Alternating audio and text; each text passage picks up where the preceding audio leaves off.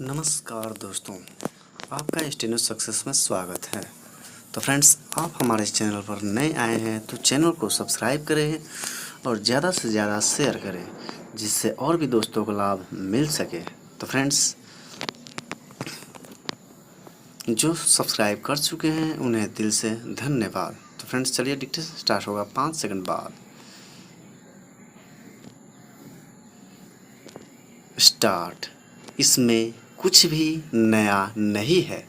बंगाल की खाड़ी से एक चक्रवाती तूफान उठा और जान माल के भारी नुकसान के झटके देकर विदा हो गया। तूफान गुजर जाने के बाद जब हम इसका आकलन कर रहे हैं तो वही कहा जा रहा है जो हर बार कहा जाता है, प्राकृतिक आपदा को तो हम नहीं रोक सकते, लेकिन उससे होने वाले जान माल के नुकसान को कम कर ही सकते हैं। यह सिर्फ चक्रवाती तूफान का चिंतन नहीं है।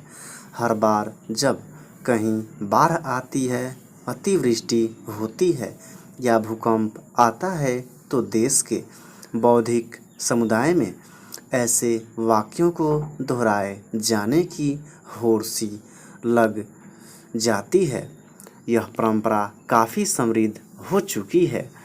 यही कोसी की बाढ़ में हुआ था, यही केदारनाथ की त्रासदी में और पिछले साल मुन्नार की अतिवृष्टि में भी यही दिखाई दिया।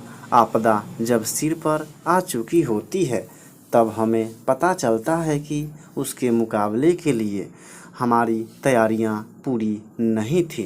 अम्फान तो 2 दिन पहले पश्चिम बंगाल और ओडिशा के तटों से टकराया है, पर पूरा देश तो पिछले 2 महीनों से ही इस समस्या से लगातार दो चार हो रहा है। यह कहा जा सकता है कि हर कुछ साल बाद आने वाले चक्रवाती तूफान की तुलना में कोरोना वायरस के संकट को खड़ा नहीं किया जा सकता। महामारी का ऐसा संकट भारत में लगभग 1 सदी बाद आया है। पिछली करीब 4 पीढ़ियों ने महामारी के ऐसे प्रकोप को सिर्फ किताबों में पढ़ा है और महामारी से कैसे निपटा जाता है इससे आज़ाद भारत का प्रशासन पूरी तरह अनजान है।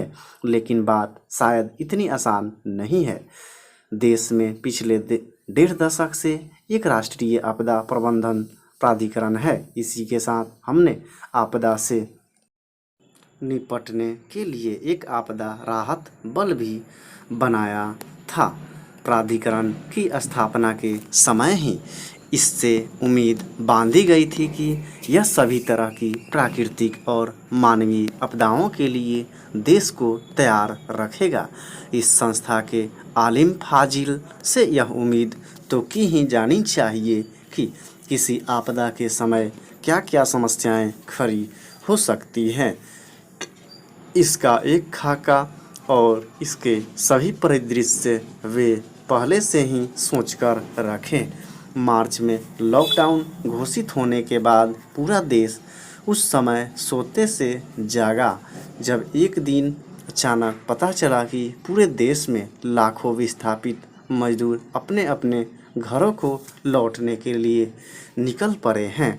ऐसा क्यों हुआ या ऐसी स्थिति क्यों पैदा हुई, यह एक अलग मामला है, पर आपदा प्रबंधन के लिए बने संगठन ने ऐसे किसी परिदृश्य के बारे में सोचा भी नहीं था।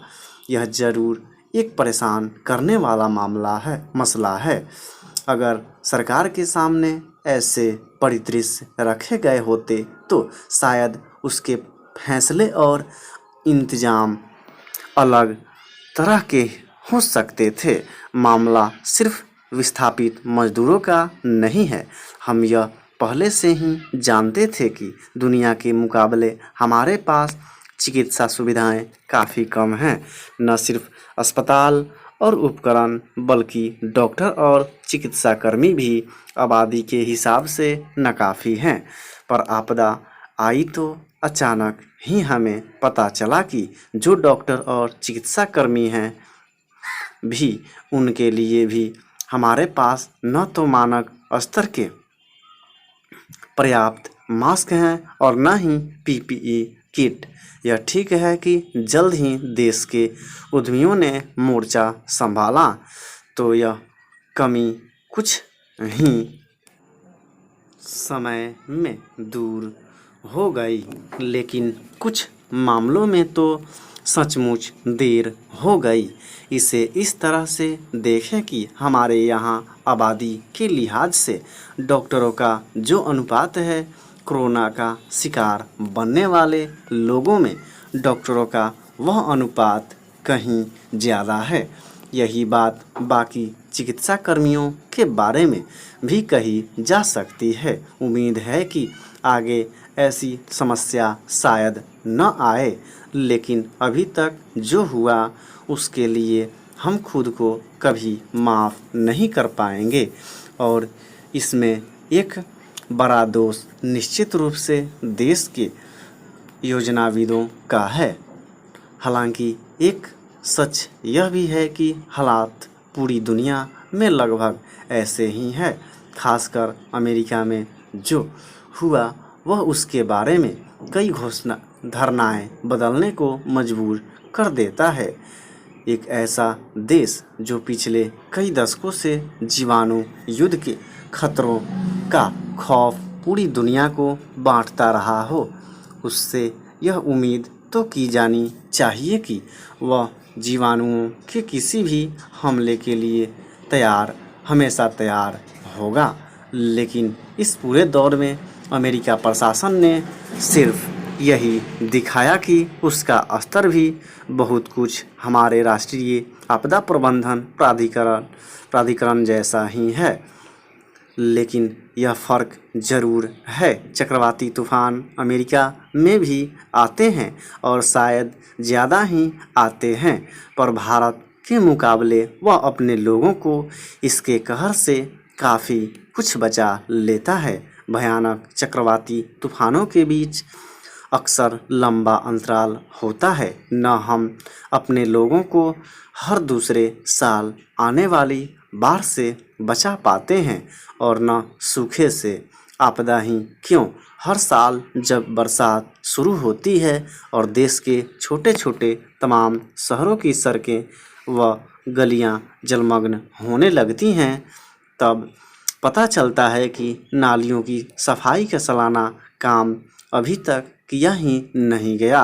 आने वाली समस्याओं को लेकर यही परंपरागत रवैया हमारे नीति नियामक अक्सर आपदाओं के मामले में भी अपनाते हैं। जो प्रशासनिक तंत्र हर साल आने वाली समस्याओं के लिए पहले से तैयारी नहीं रख पाता, उससे यह उम्मीद कैसे की जाए कि वह कोरोना और अम्फान जैसी अचानक टपकने वाली आपदाओं के लिए देश को पहले से तैयार रखेगा। इन दिनों आपदा को अवसर में बदलने की बातें बहुत हो रही हैं, लेकिन आपदा से सबक लेना हम कब शुरू करेंगे? स्टॉप। तो फ्रेंड्स, डिक्टेशन अच्छा लगे तो लाइक, शेयर और सब्सक्राइब करना न भूलें और ज़्यादा से ज़्यादा शेयर कीजिए, जिससे हमारा मोटिवेशनल बढ़े और आपका अधिक से अधिक प्रैक्टिस हो सके। कम से कम आप इसे 2 से 3 बार ज़रूर प्रैक्टिस करें, जिससे आपकी प्रैक्टिस और अच्छी तरह हो सके। तो फ्रेंड्स, मिलते हैं नेक्स्ट वीडियो में, तब तक के लिए जय हिंद, जय भारत।